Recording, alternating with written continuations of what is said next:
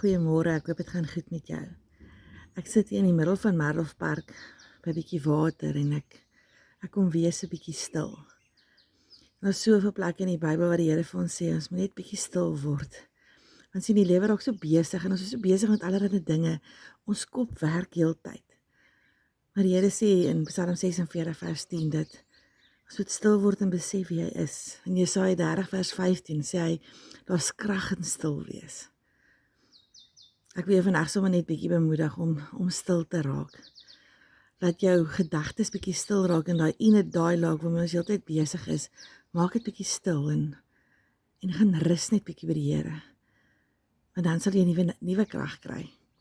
Ek glo hierdie 100% want dis net so reëel, dis net so waar. As 'n mens bietjie rustig en stil geraak het, dan is dit asof jy net nuwe krag en energie het. Mag jy in hierdie week net stil oomblikke ervaar en besef dat God is in beheer. Jy kan hom vertrou. Ek hoop jy het 'n lekker dagie.